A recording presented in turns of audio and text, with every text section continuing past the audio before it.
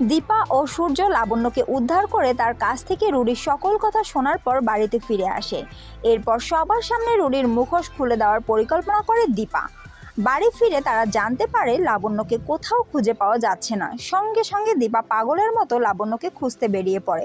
সূর্যও দীপার সঙ্গে যোগ দেয়। দীপা, সূর্য আর জয় মিলে লাবণ্যকে খোঁজার জন্য চারদিকে খুঁজতে থাকে। দীপা মনে মনে ভাবতে থাকে, লাবণ্য কোথায় গেল?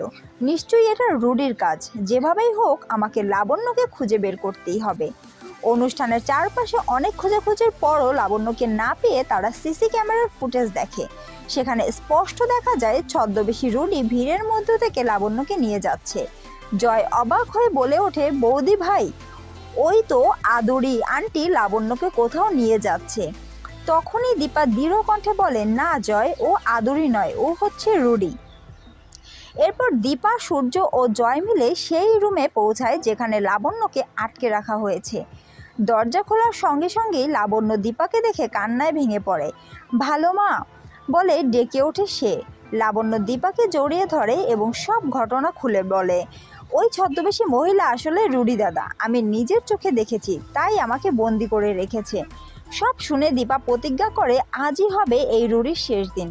এরপর সবাই মিলে সেনগুপ্ত বাড়িতে ফিরে আসে। লাবণ্যকে দেখে রুডি ভয় পেয়ে যায় এবং মনে মনে ভাবে, এবার নিশ্চয়ই সব ফাঁস হয়ে যাবে, আমাকে এখন এখান থেকে পালাতেই হবে। কিন্তু ঠিক তখনই দীপা সামনে এসে দাঁড়ায়। এক ঝটকায় ছদ্মবেশী রুডির মাথার নকল চুল টেনে খুলে দেয়। সবার সামনে প্রকাশ পেয়ে যায় রুডির আসল চেহারা।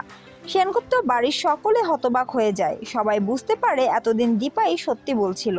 রুডির মুখোশ খুলে যাওয়ার সঙ্গে সঙ্গে ভেঙে পড়ে তার সব চক্রান্ত।